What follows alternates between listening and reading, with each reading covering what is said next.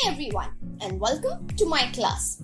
Today we are going to learn about some very exciting things. We will start with 3 tricks to memorize self-discipline and Jordan Peterson's method for self-discipline.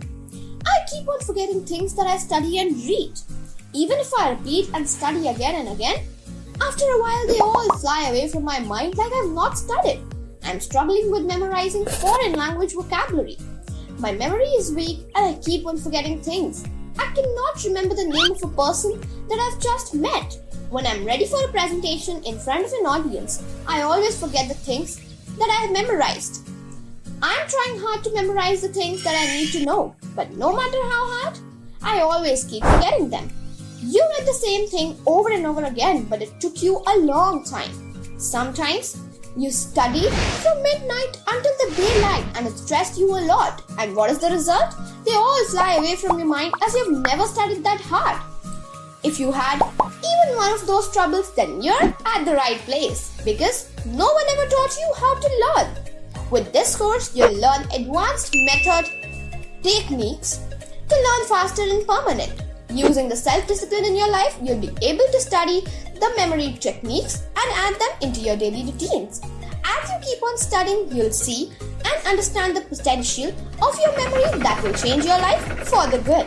If you're eager to rule your brain, memorize things you want to learn, and learn how to learn, let's begin and change your life. So let's get started with our first story. Meet Billy. He wants to go to All-Star Academy, the best college in his country.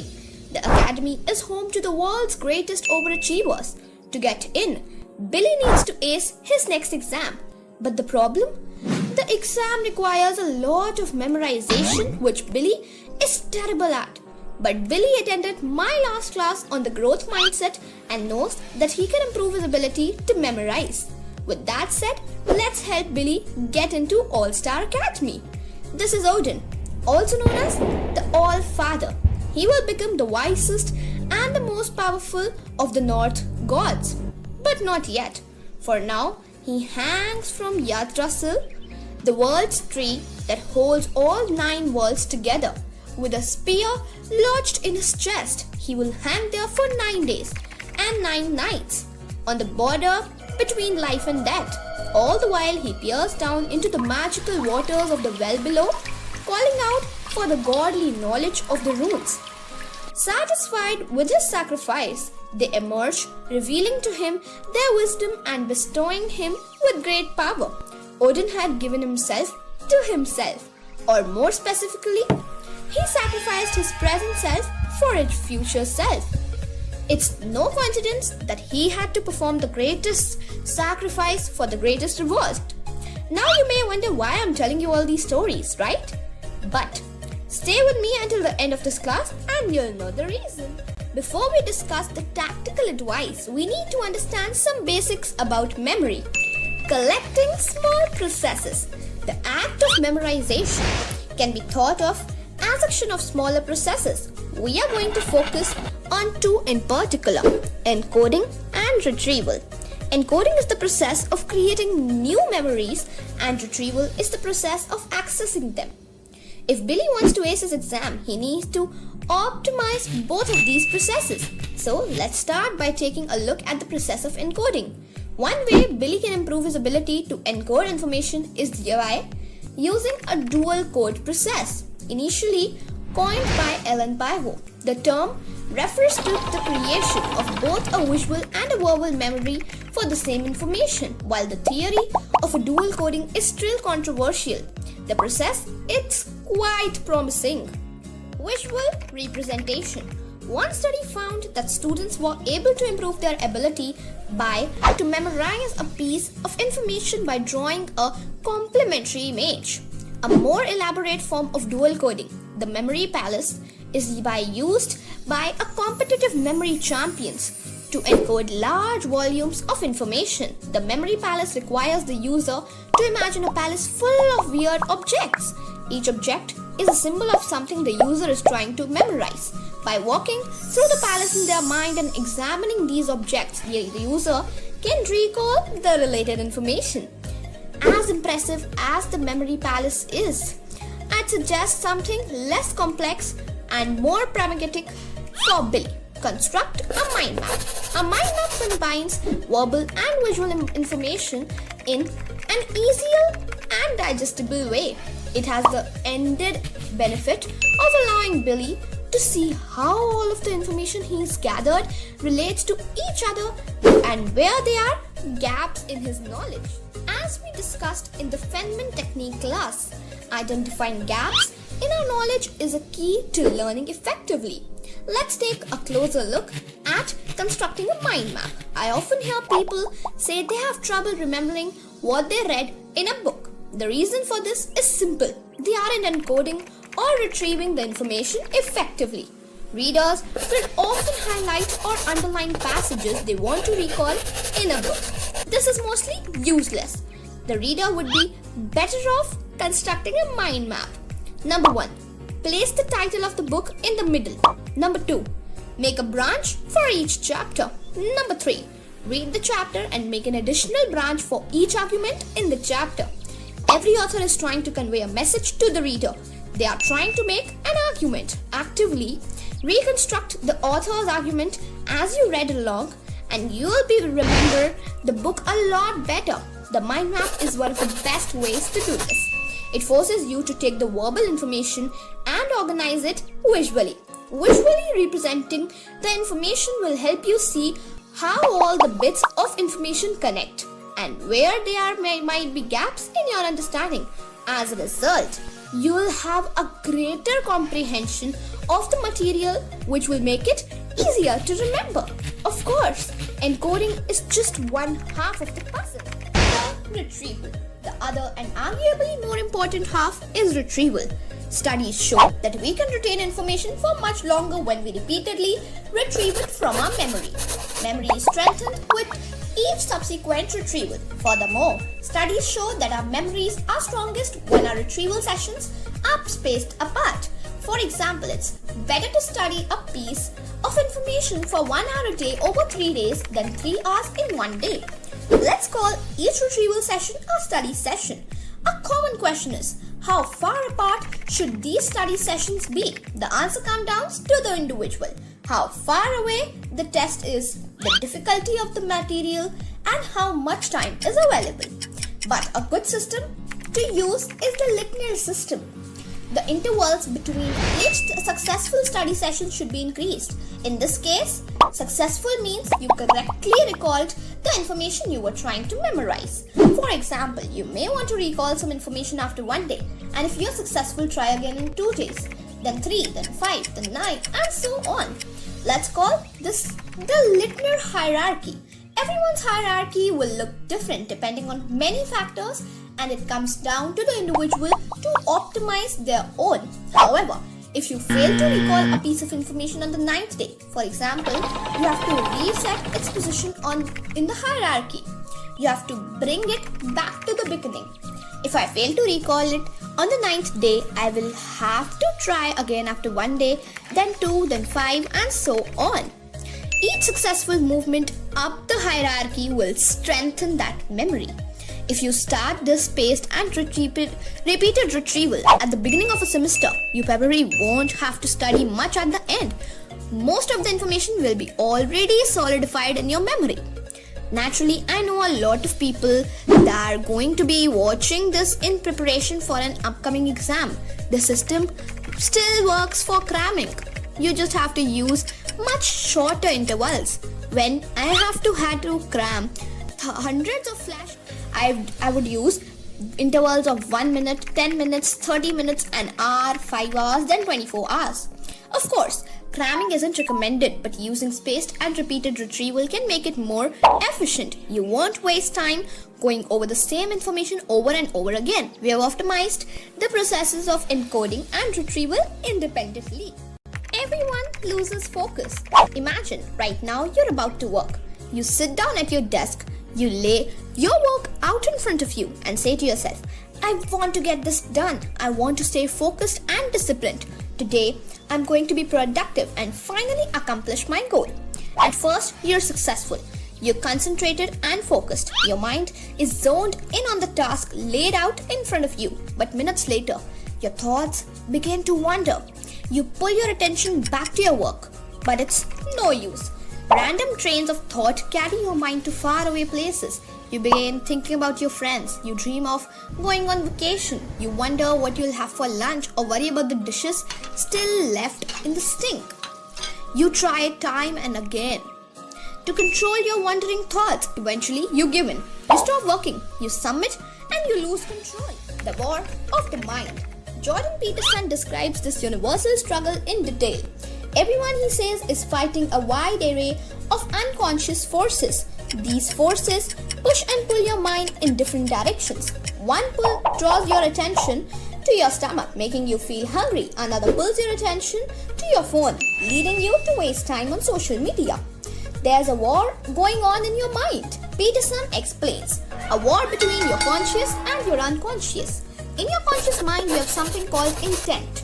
The intent is a purpose, an objective, a mission you want to accomplish. In that case, that mission is work. By doing your work, you're satisfying the needs of your conscious mind. But consciousness is only a small part of your brain. Think about your brain like a room full of barking dogs. Your conscious mind is one of dog asking for your attention. When you concentrate on your work, you're giving that dog the attention it wants and craves. But it doesn't. Other animals are begging to be recognized and satisfied. They don't want to sit there quietly while you play with another dog. They want to play too. They want just as much of your attention, and unfortunately for you, they bark just as loud, if not louder, than the first. So, what do? The solution. To make the barking stop, you pay attention to a different dog or multiple different dogs. In a heartbeat, you get sidetracked and overwhelmed. The other dogs bark so loudly and demand so much of your attention that you lose sight of where you started. If you don't have self-control, distractions work the same way. At first, you're focused on your work, but what happens when you crave a cup of coffee? That craving gets louder and louder until you can't ignore it any longer. So, you give in. You get a cup of coffee. Of course, that craving for caffeine isn't the only dog barking on your brain. You're also hungry. You're bored. You're curious what happened at the end of a TV show. Without self-control, these unconscious forces take over your mind and manipulate your behavior. Unless you're absorbed in your work, those loud distractors are going to pull you away. Why?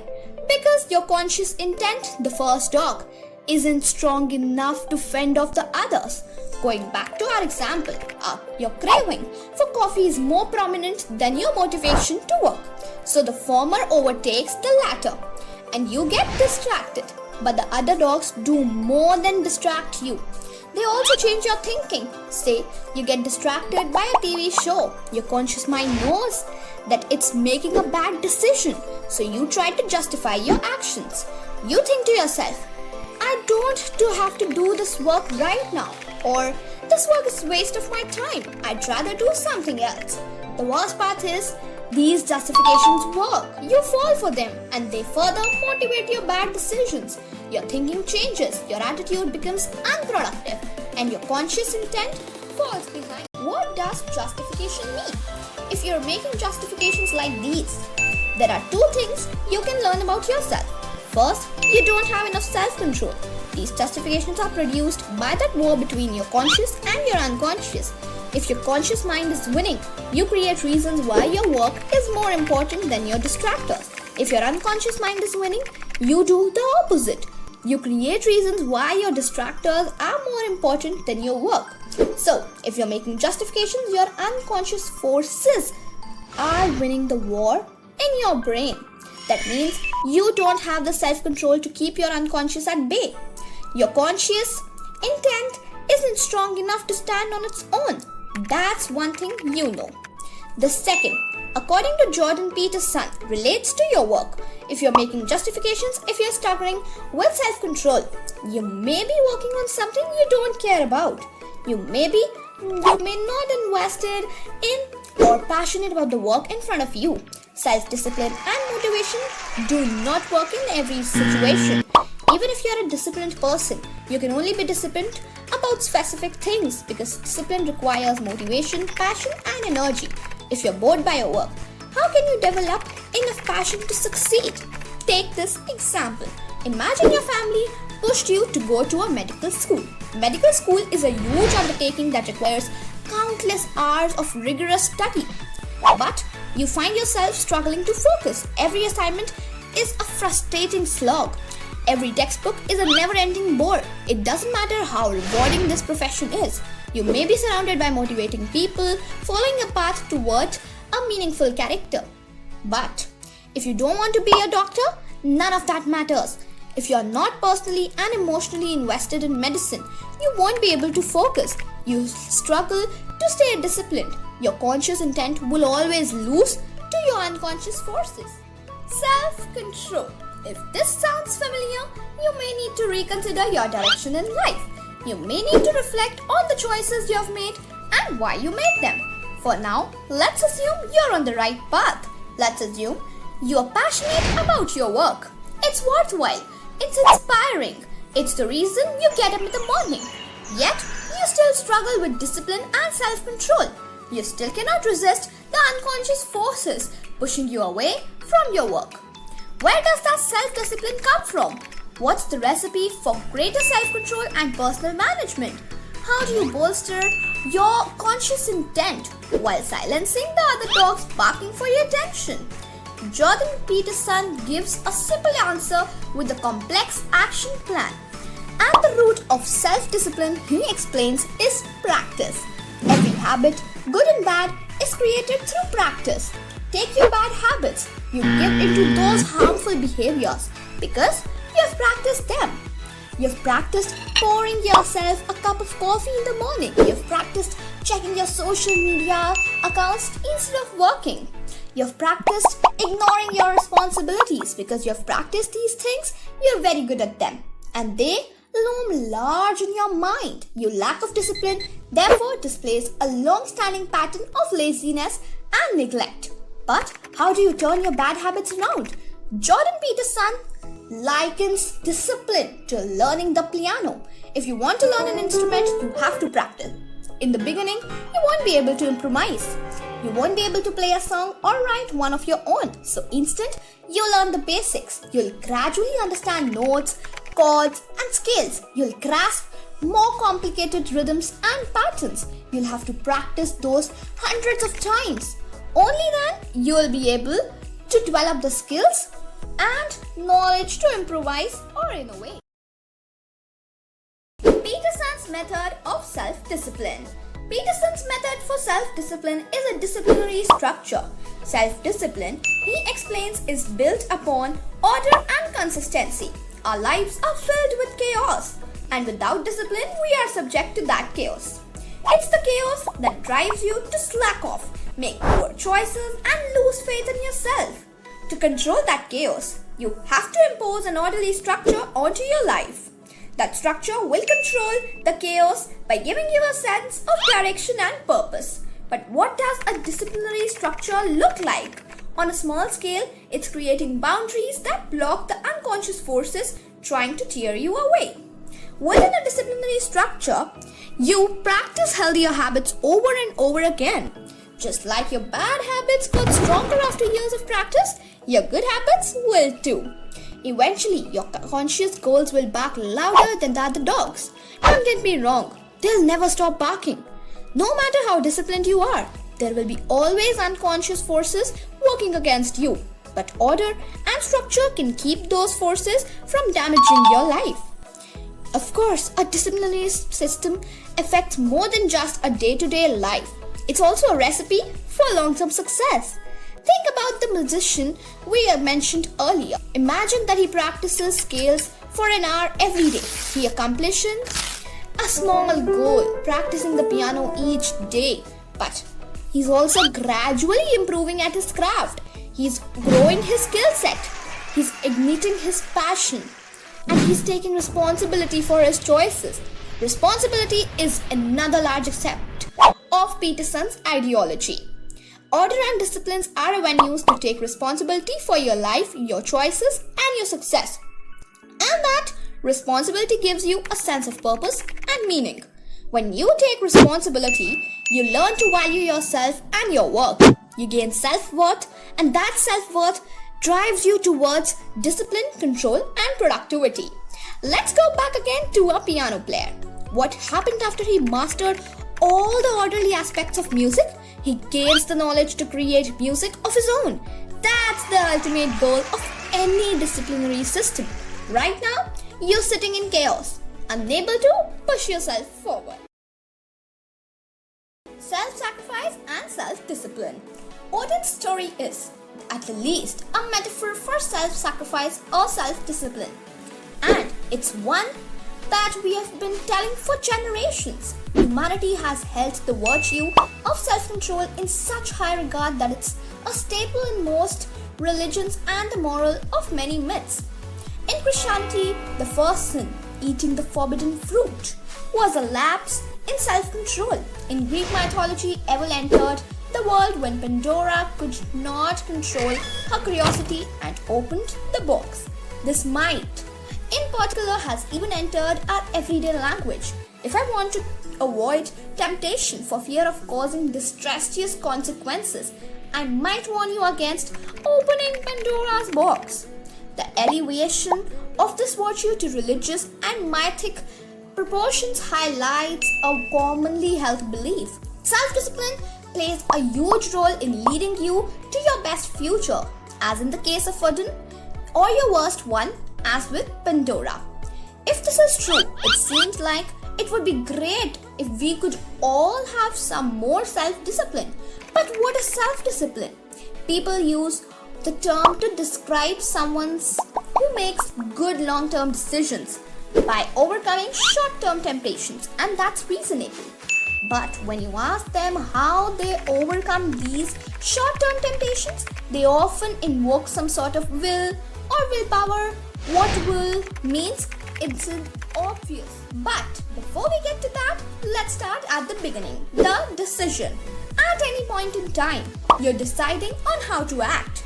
The difficulty arises when you have to decide between what's immediately gratifying versus what is not gratifying now but will be in the future. In other words, the difficulty lies in delaying gratification. But what causes you to not act impulsively? The reason for any single decision you make is multivariate. Genes, homes, evolution, social environment, physical environment, experience, the context of the situation, and a multitude of the other factors all play a role. But the most immediate cause of any of your actions can be traced back to your brain activity. When discussing self-discipline, one of the best places to start is with the neurotransmitter dopamine. In his book Behave, Robert Sapolsky puts forth an example that clarifies at least one of the primary roles of dopamine in our brains. Let's say that I take monkey and stick him in a carriage. Now, I put a lever in that. If he pushes it 10 times, reward him with the raisin. Next, I turn on a light that comes on before the lever enters the cage. In other words, the light signals that the lever will be entering the cage, which in turn signals that the monkey will be able to get a raisin. As a result, the monkey learns to associate the cue with the reward. Interestingly, the monkey will begin to release more dopamine in response to the light than he does when he consuming his reward. Contrary to popular belief, dopamine is about anticipation more than it is about reward. Certain cues in our environment hint a potential reward, and dopamine start to arise in anticipation. Dopamine is what gets us to take action concerning a goal. So, how does this relate to self-discipline? Now, let's say that you're deciding between an immediate reward and a delayed reward. What do you think about the immediate reward? Dopamine is sent to certain parts of the brain known as limbic targets. When you think of the delayed reward, dopamine is sent to a different part of the brain known as frontal cortical targets. If the part of the brain associated with delayed reward is more stimulated, you're more likely to delay gratification. Again, dopamine plays a role in driving our actions. So, how does your brain decide how much dopamine is sent to each part? Again, This comes down to several complex factors such as past experiences, genes, hormones, social environment, physical environment, the context of the situation, and so on. But pragmatically, the brain's decision is affected by how pleasurable the reward is and how much time it takes to get the reward. Here's an example to help you understand it intuitively. Let's say that I make you an offer. You can have $100 today or $100 tomorrow. The reward is the same, but the time delay is greater in the second scenario. You'll probably take the $100 today because there's no point in waiting until tomorrow. But what if I said that you could get $100 today or $200 tomorrow? You're more likely that you'll be waiting to get an extra $100 is pleasurable enough. But what if I said that if you wait until tomorrow, you could get $101? You'll probably revert to taking the $100 today. Your brain does multiple calculations like this every time you decide. It creates a sense of wanting a reward or reward seeking based on the speed and size of the reward. So, how do you end up determining what rewards to live life is to have desires. The world fills you up with needs and wants, inviting you to come and interact with them. Every time you satisfy a desire, you receive an internal reward and a belief forms about how you did it. When that desire re-emerges, your brain activates the corresponding belief circuitry and dopamine releases in anticipation of the reward, which motivates you to repeat the same action as before. In other words, you begin to form a habit. With each repetition, the neural pathway strengthens and you solidify the habit's role as the solution to your desire. Here's the punchline. Habits mediate the relationship between an individual's desire and their habit. To change the habit, the individual, the environment, or both have to change. And that's why self-discipline is so hard. We have little control over the biology that determines our desires. According to Sapolsky, individuals with ADHD have abnormal dopamine responses when thinking about immediate rewards versus delayed ones. They are biased towards impulsive reaction.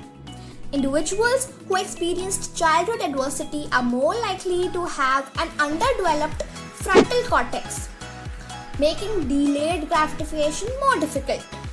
Eventually, we may be able to change an individual's biology using science, but the mortality and long-term consequences of this are questionable.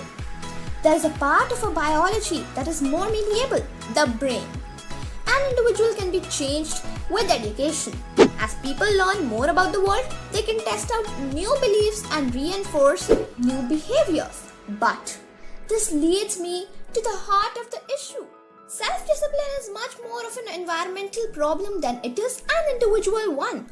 While an individual can change their beliefs and behaviors through education, the resources available for education are presented by the environment. Furthermore, the habits an individual builds to meet their desires are in large part a product of what's available in the environment. A study done by neuroscientist Carl Hart found that when meth addicts were given a choice between $5 and 50 mg of meth, the addict took $5 half of the time. When he increased the value of the cash reward to $20, they rarely took the drug. He found similar results with crack cocaine addicts. Hart suggests that addicts are rational decision makers and will not choose to take a drug when there are alternative reinforcers. It seems that drug habits are more likely to be formed when individuals are in an environment that offers no alternative or competing ways to meet their desires. Bruce Alexander found similar results when he conducted his now famous study, Rat Park. Before Alexander's study, it was commonly believed that addiction was caused primarily by drugs. When you take a drug, you get addicted.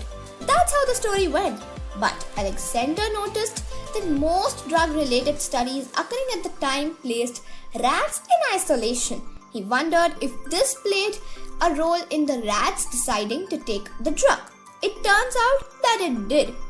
When rats were in isolation, it wouldn't be a surprise to see them consume a drug until they died. But when Alexander constructed a rat park complete with friends, sexual partners, toys, and so on, rats were much likely to take lesser drugs. Now, let us recall what we learned in the class.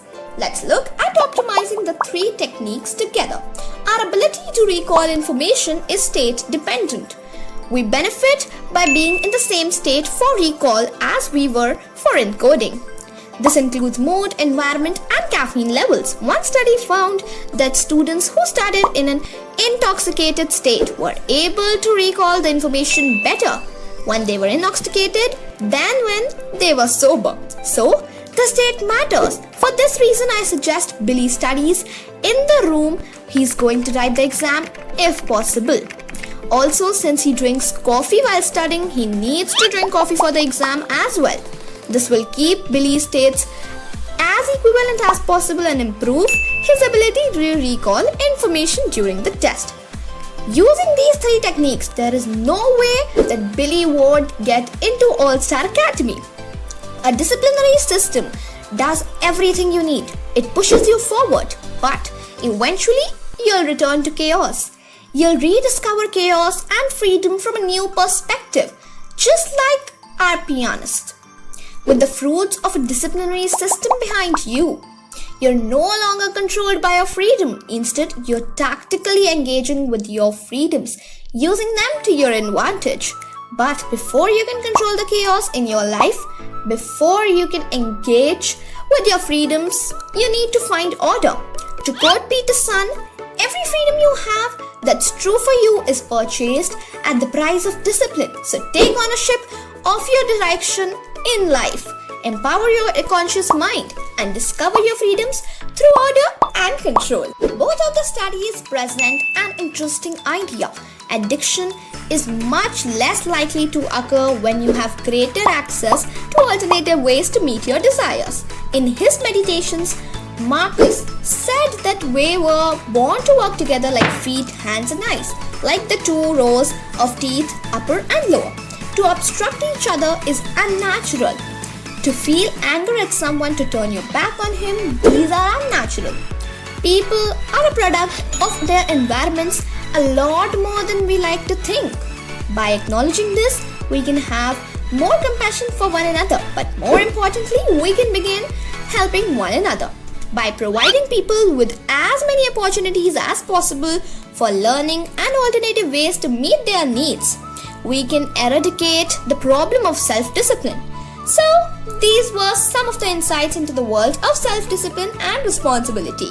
I hope you enjoyed the class and join me for the next class as well, because so much more exciting fun is on your way. Thank you.